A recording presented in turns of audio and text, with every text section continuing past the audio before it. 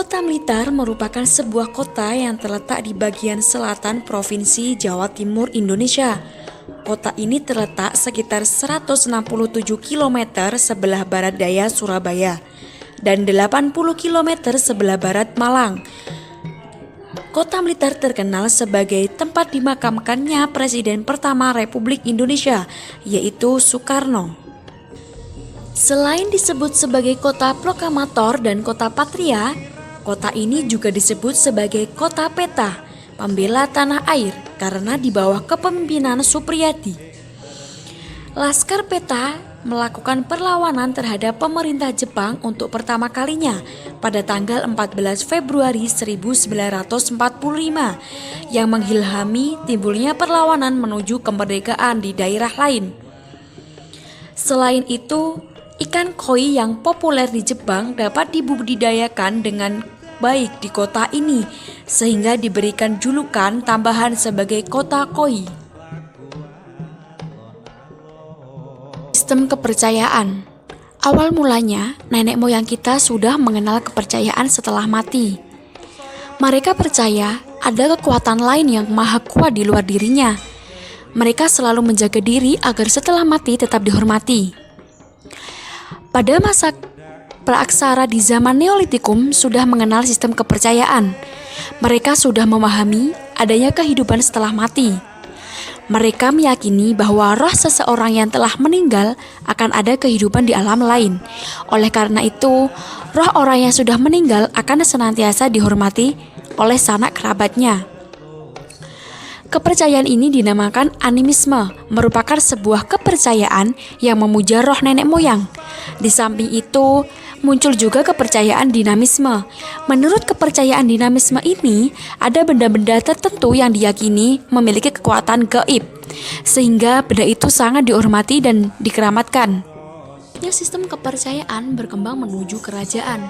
Lambat laun pada masa kerajaan menganut kepercayaan Hindu-Buddha yang masuk pada abad 2 dan ke-4 yang dipengaruhi oleh kerajaan-kerajaan seperti Kutai, Sriwijaya, Majapahit, dan Sailendra. Sebagai bukti kepercayaannya, Candi Buddha yaitu mewujudkan Candi Borobudur dan Candi Hindu mewujudkan Candi Prambanan yang tertulis pada prasasti dan relief-relief candi. Selanjutnya menyembah para dewa-dewa Hindu dan Buddha yang namanya Gautama Buddha dan sampai kejayaan pada abad 14. Kepercayaan setiap daerah berbeda, khususnya di daerah Blitar yang sudah lama menetap di Indonesia, yaitu aliran kepercayaan Saptadharma. Saptadharma ini berbeda dengan kejawen. Masyarakat Blitar mempercayai bahwa kerohanian Saptadharma ini membantu mewujudkan kebahagiaan di dunia maupun di akhirat, membentuk pribadi berbudi luhur serta penghayatan sikap kesatria. Pelaksanaan Saptadharma ini, ibadah utama yang wajib dilakukan adalah sujud, rajut, hening. Ibadah yang dilakukan yang bertujuan untuk mendekatkan diri kepada Sang Kuasa. Seperti perkawinan secara kerohanian Saptadharma yang dilakukan dengan duduk menghadap ke timur dan bersujud. Dengan suasana hening yang bertujuan untuk mencari jalan kepada Yang Maha Kuasa, dan meditasi hanyalah kegiatan untuk menenangkan pikiran.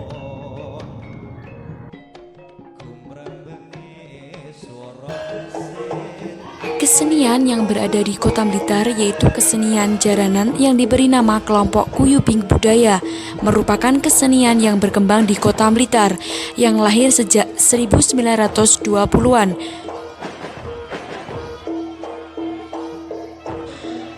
Sistem perkembangan kesenian pada tahap 1 yang ada di Kota Blitar yaitu dimulai pada tahun 1980 sampai 1990.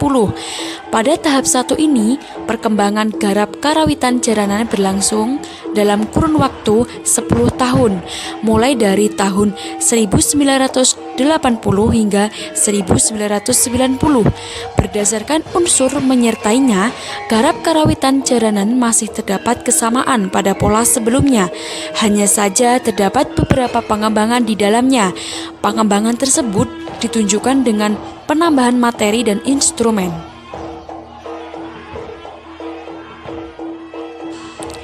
Selanjutnya berkembang pada tahap kedua pada tahun 1990 sampai 2010. Berdasarkan unsur yang menyertainya, garap karawitan jaranan masih terdapat kesamaan dan mengacu pada pola sebelumnya. Pengembangan yang mencolok ditunjukkan dengan penambahan vokal dalam penyajian karawitannya. Penambahan vokal bertujuan untuk mendukung suasana garap karawitan dan sebagai pemanis pada sajian lancaran. Kemudian menuju tahap ketiga pada tahun 2010 sampai 2017. Pada tahap ketiga ini, perkembangan garap karawitan jaranan berlangsung dalam kurun waktu 7 tahun, mulai dari tahun 2010 hingga 2017. Berdasarkan unsur yang menyertainya, garap karawitan jaranan masih terdapat kesamaan pada pola sebelumnya. Hanya saja terdapat beberapa pengembangan yang menonjol. Pengembangan tersebut ditunjukkan dengan penambahan materi dan instrumen. Mengenai perkembangan garap karawitan jaranan pada kelompok seni guyubing budaya, garap karawitan jaranan yang telah mengalami perkembangan seperti sekarang terdapat benang merah dan hubungan erat dengan garap karawitan jaranan tradisi. Meskipun mengalami perkembangan dari masa ke masa, akan tetapi pola-pola yang terdapat pada garap karawitan tradisi masih digunakan. Garap karawitan jaranan terdapat berkembang berdasarkan unsur-unsur yang menyertainya. Unsur-unsur tersebut secara kronologis mengalami perkembangan mulai tahun 1920 sampai sekarang. Yang pertama yaitu cahaya, bunyi, dan asap. Awal mulanya, zaman dahulu berkomunikasi pada jarak jauh sangatlah primitif untuk menyampaikan pesan. Biasanya menggunakan cahaya, bunyi, dan asap yang digunakan di dalam hutan dan perlu mencari bantuan. Kepulan asap yang naik ke atas menjadikan orang tahu bahwa lokasi tersebut ada yang membutuhkan bantuan dan sebagainya. Selanjutnya berkembang menjadi alat komunikasi daun lontar. Dimulai pada zaman Kerajaan Kutai Tarumanegara, Majapahit, Sriwijaya, dan Mataram, diikuti di daerah Blitar. Pada masa lalu, orang-orang berkomunikasi dan menyampaikan informasi dengan menggunakan bahasa tulisan yang tertuang pada sebuah surat. Namun, pada waktu itu tulisan bukan sebuah surat kertas, melainkan di atas daun lontar. Kemudian berkembang menjadi merpati yang terlatih. Pada zaman dahulu, merpati bisa dilatih sebagai pengantar surat. Biasanya ketika akan perang pada masa kerajaan untuk memberikan pesan informasi yang bersifat rahasia. Kertas dimasukkan ke wadah yang diikat di kaki merpati, kemudian diterbangkan ke lokasi yang akan dituju. Lambat laun berkembang menjadi kentongan atau lonceng. Pada masa dahulu, masyarakat Blitar menggunakan alat teknologi berupa kentongan untuk menyampaikan pesan atau informasi kepada orang banyak. Mereka membunyikan kentongan atau lonceng sebagai penanda pesan. Hingga saat ini masih ada di masyarakat pedesaan Blitar yang masih menggunakan kentongan tersebut. Biasanya sebagai pemberitahuan warga jika ada maling, membangunkan sahur, atau salah satunya ada kabar ketika ada orang meninggal. Selanjutnya berkembang menjadi surat. Zaman dahulu, surat digunakan sebagai alat komunikasi yang dikirim lewat pos, kemudian akan datang ke tempat tujuan 6-7 hari kemudian. Alat komunikasi surat ini masih digunakan sebagian orang meskipun keberadaannya sudah diganti dengan alat komunikasi yang lebih canggih. Kemudian berkembang menuju telegram. Telegram ini muncul pada tahun 1837. Alat ini digunakan sebagian masyarakat Blitar untuk mengirim atau menerima pesan melalui sinyal yang disesuaikan dengan kode huruf dalam bentuk pulsa listrik yang dilengkapi dengan kabel-kabel tembaga yang berfungsi untuk mengirim sinyal jarak jauh. Selanjutnya berkembang menuju koran dan majalah. Pada Januari 1907 sampai 1912, koran dan majalah diakui sebagai surat kabar. Bahwa koran dan majalah ini beredar di daerah Blitar. Koran dan majalah ini sebagai teknologi informasi hingga puncak pada tahun 90-an sampai 2000-an. Selanjutnya berkembang menuju televisi. Pada abad 19 sampai 20-an masuk zaman modern. Masyarakat Blitar mulai memiliki televisi yang hitam putih kemudian hingga berwarna. Pada waktu itu, stasiun TV yang dimiliki oleh pemerintah yaitu TVRI untuk menayangkan Asian Games pada tahun 1962. Selanjutnya berkembang menuju telepon. Alat komunikasi telepon ini awal mulanya menggunakan kawat, lama-kelamaan menggunakan sinyal satelit, dan bahkan kini telepon tidak menggunakan sambungan kabel. Alat komunikasi ini digunakan di masyarakat Blitar dan sekitarnya, tergolong alat komunikasi modern. Teknologi ini digunakan sudah cukup canggih, bisa digunakan berkomunikasi dengan jarak jauh. Selanjutnya berkembang menuju handphone atau smartphone. Dengan adanya teknologi canggih ini memudahkan dalam berkomunikasi dan praktis dibawa kemana-mana. Ditambah dengan adanya sambungan internet memudahkan mengakses segala hal, seperti bekerja, informasi yang ada di luar pulau, dan bahkan bisa melihat wajah tanpa harus bertemu. Teknologi semacam ini tidak hanya digunakan di wilayah Blitar, tetapi di penjuru dunia sudah menggunakan teknologi yang lebih canggih.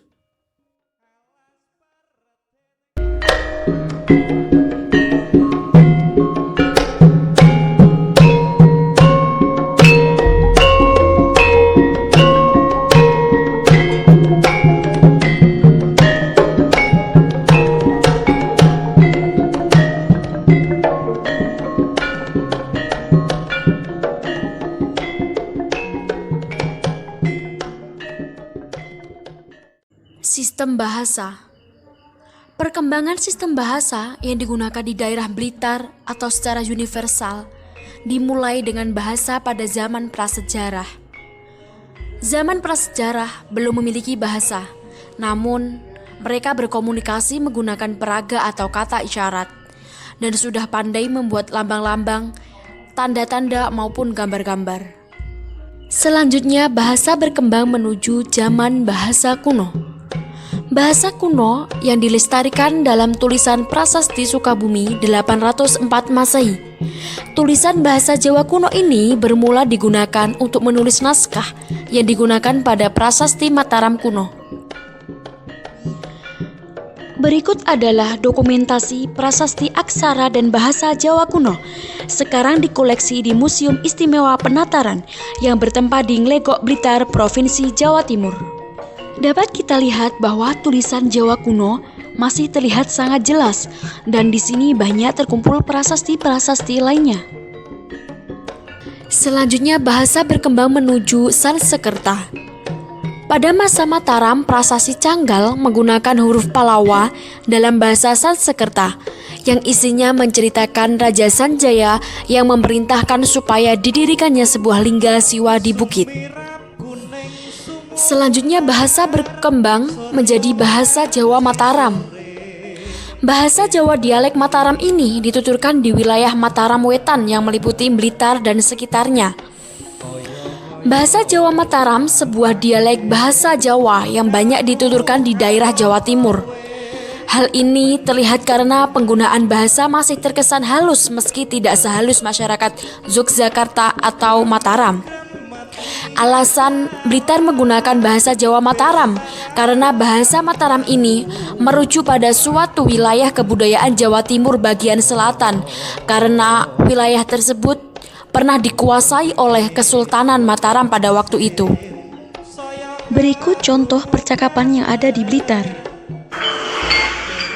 Bu, kulo nyuwun pamit ajeng ngendiyane rencane kula. Bareng apa? Bareng bareng, Bu. Iki aja metu-metu dhisik. Lah wonten napa? Ki akeh wabah corona sing berbahaya, jadi aja metu-metu dhisik. Nek ngarapean nang omah wae. Lah kula ajeng tanggep soal matematika teng rencane kula, Bu. Yo nek takon lewat WA kan iso ditulis mbok foto mbok kirimke. Perkembangan sistem mata pencaharian mulainya pada masa prasejarah. Sistem mata pencaharian masa prasejarah adalah masa berburu, mengumpulkan makanan, kehidupan pertanian dengan kemampuan bercocok tanam, memelihara hewan ternak hingga membuat kerajinan seperti tembikar. Selanjutnya, mata pencaharian berkembang menuju kerajaan. Sistem pencaharian mulai berkembang di masa kerajaan, kebanyakan dengan bertani. Pada masa kerajaan, mampu membuat irigasi untuk mencegah banjir pada masa kerajaan Kalingga. Perdagangan sampai internasional pada masa kerajaan Sriwijaya dan pelayaran. Dapat dilihat dengan bukti-bukti prasasti kerajaan Sriwijaya dan Majapahit. Kegiatan ekonomi pada masa kerajaan sangat berkembang pesat, seperti berlayar, berdagang seperti ke penjuru internasional, serta berlayar. Perkembangan sistem mata pencaharian yang sekarang. Masa perkembangan yang dialami sekarang sangatlah pesat. Sistem pencaharian pada masa sekarang berbeda dengan masa lampau. Karena pada masa lampau sistem mata pencaharian masih terbatas, sedangkan zaman sekarang sudah berbeda. Seperti dapat diketahui bahwa banyak upaya dan cara yang bisa dilakukan untuk memenuhi kebutuhan hidup. Mulai berkebun, bertani, menangkap ikan, bahkan sekarang bekerja di berbagai perusahaan yang berbeda. Serta dapat mengolah makanan pun sudah modern dengan menggunakan berbagai alat yang canggih. Namun, mayoritas penduduk Kabupaten Blitar sekarang mata pencahariannya berkembang dalam sektor pertanian maupun pariwisata. Karena mayoritas masyarakat memiliki tanah persawahan yang luas dan mata pencaharian sebagai besar penduduknya yaitu bercocok tanam, panganan dengan hasil utama yaitu padi.